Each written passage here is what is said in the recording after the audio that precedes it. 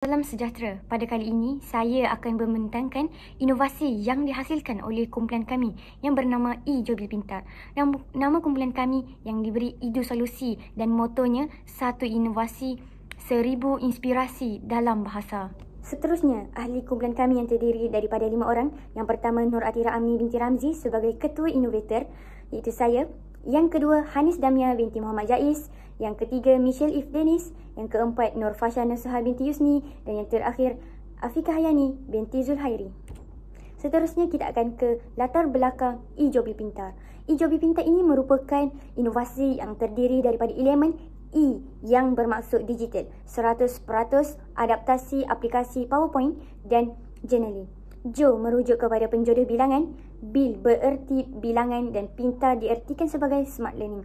Yang kedua, keunikan inovasi eJobil Pintar ini melibatkan animasi haiwan sebagai bahan rangsangan, memanfaatkan deria pendengaran dan sentuhan melalui penggunaan aplikasi digital journaling dengan mengintegrasikan elemen didik hibur secara bermakna supaya dapat menarik minat murid dalam penguasaan penjodoh bilangan secara konsisten. Seterusnya, kita ke strategi penyelesaian. Yang pertama, empati, iaitu memahami keperluan murid atau kesulitan murid.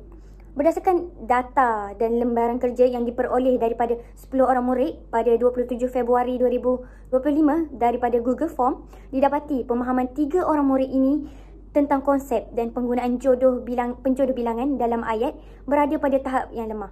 Murid 1 mendapat skor 3/10, murid 2 dan murid 3 mendapat skor 4/10. Strategi penyelesaian yang kedua iaitu define, penjelasan deskriptif berdasarkan pola fungsi dan teori Thorndike pada tahun 1996. Yang pertama, analisis deskriptif, di mana jadual menunjukkan tahap penguasaan rendah terhadap penjodoh bilangan di mana murid 1 menjawab 3 daripada 10 soalan dengan betul, manakala murid 2 dan murid 3 masing-masing mendapat 4/10 daripada soalan tersebut. Penjodoh bilangan seorang dijawab betul oleh semua murid. Ini menunjukkan ia lebih dikenali ataupun sering digunakan dalam kehidupan mereka. Sebaliknya, penjodoh bilangan seperti sebiji, seutas ataupun sepapan langsung tidak dijawab dengan betul. Ini mencerminkan kurangnya pendedahan ataupun latihan kontekstual, bahan bantu mengajar yang efektif ataupun kaedah pengajaran yang tidak memberi penekanan yang mencukupi. Yang kedua, analisis fungsi penjodoh bilangan, di mana berdasarkan jadual, murid menguasai penjodoh bilangan umum dan konkret seperti ekor serta orang.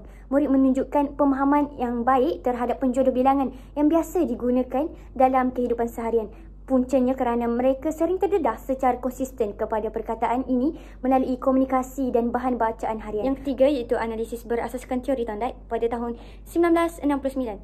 Iaitu analisis ini menunjukkan murid keliru memilih penjodoh bilangan terutama untuk objek jarang digunakan seperti naskah, kuntum, tetapi lebih menguasai yang lazim seperti ekor dan orang sejajar dengan teori Law of Effect Thorndike yang menekankan pengaruh pengalaman positif. Yang kedua, kelemahan dalam penjodoh seperti keping dan biji menunjukkan perlunya latihan yang berulang. Selaras dengan teori Law of Exercise, guru disarankan menyediakan aktiviti yang konkret dan situasi yang sebenar untuk membantu murid mengaitkan penjodoh bilangan dengan objek serta memperkukuhkan lagi pembelajaran mereka. Seterusnya iaitu strategi penyelesaian yang ketiga iaitu idiot. Idiot ini merupakan satu proses menghasilkan idea untuk menyelesaikan masalah pembelajaran murid yang diperolehi melalui fasa empati dan define.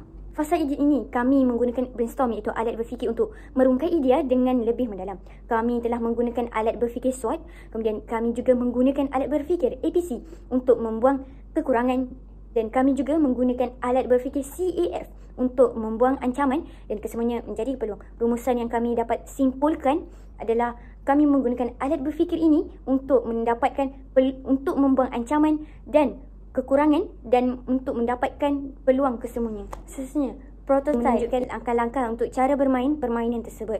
Seterusnya, test uji cuba, analisis pelaksanaannya. Ujian awal yang dijalankan pada 27 Februari 2025 untuk mengenal pasti tahap penguasaan asas murid terhadap penjodoh bilangan. Keputusan ini menunjukkan tahap penguasaan murid masih berada di tahap yang lemah dan memerlukan intervensi. Seterusnya, extend perkongsian 1 bersama murid sekolah rendah tahun 2 SK Padang Tanjung dan perkongsian 2 bersama guru dari SK LKTP Ulu Penggeli. Sesi perkongsian inovasi e-Jobi Pintar dijalankan bersama guru dari SK LKTP Ulu Penggeli secara atas talian iaitu Google Meet bersama Cikgu Hayati. Sekian, terima kasih.